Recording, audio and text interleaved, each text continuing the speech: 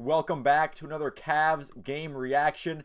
And we get to wear the jacket tonight because Cleveland went on the road and got a victory in overtime, 122 to 119 in Philadelphia over the 76ers on that disgusting in-season tournament court. I hate this gimmick tournament so much, but beyond that, they did so without Isaac Okoro, Karis LeVert, Ty Jerome, and Donovan Mitchell, most importantly, out of action for this one. The foul merchant's just going to have to wait another night to make a winning deal, but it would be dishonest of me to say that, the 76ers only got into this because of the foul calls and all that. There were just some things that the 76ers did better than the Cavs in the second half of this game.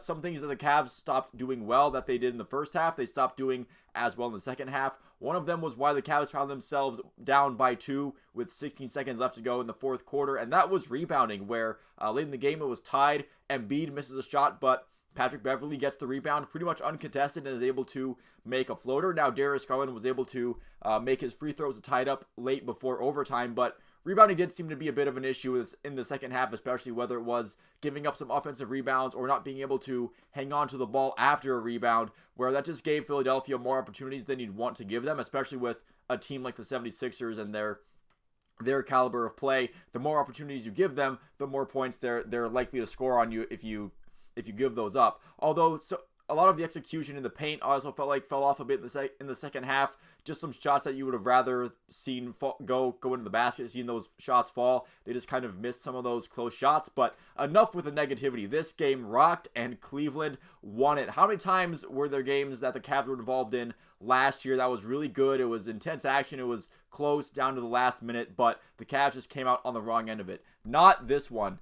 Darius Garland is rolling right now. The offense is doing good, pretty much going through him with Donovan Mitchell out for now. I feel like the offense can adapt to Darius Garland becoming the primary ball handler quite well. The pick and roll with Jarrett Allen did a lot of damage, especially in the first half, and I think that's a good staple of the offense that it can go back to. But someone I really want to shout out before I get too deep into Garland and Jarrett Allen's numbers is Max Strus, where he's came in and he's given the Cavs pretty much what they didn't have last year, which is a legitimate shooting threat on the wing, especially when all of the players for the Cavs are healthy. That's where he would usually slide. I know for right now he has to kind of play traditional guard position, but when you have Mitchell, you have Mitchell, Garland, and Strus in there. Max Strus can be that guy who hangs out at the corner and is able to knock down those threes. But he had a huge game in this one, going for 20 points, including 5 from 10 from three-point range. Also contributed 6 assists, 5 rebounds, 2 steals, and a block. And when you have some guys missing, the guys that are left on the court have to produce to make up for it.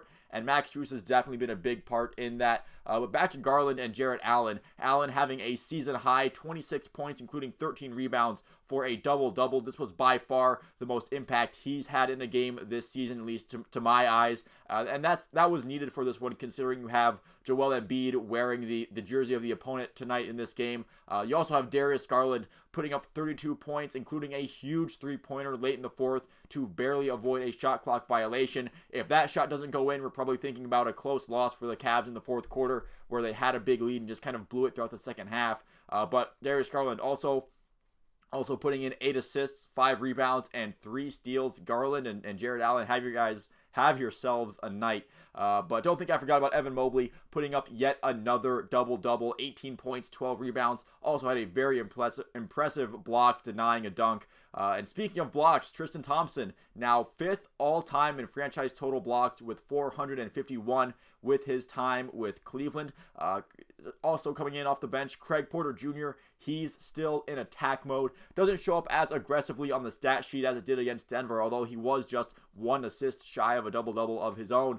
But that driving layup through contact that he made in overtime shows you pretty much all you need to know about where his head is at right now.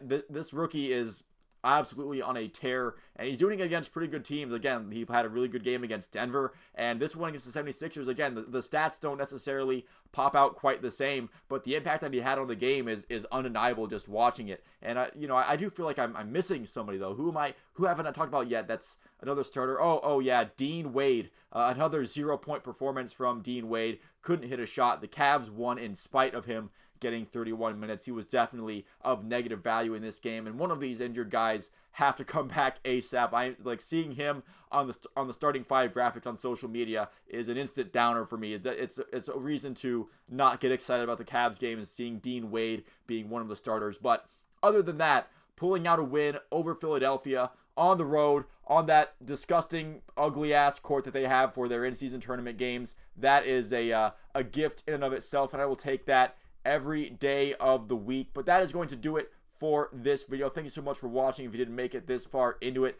leave a like and a subscribe if you enjoyed it and you'd like to see more like it. I cover some sports teams from Ohio that I like. Maybe you'll like those videos as well. Once again, thank you for watching. I will see you at the next one.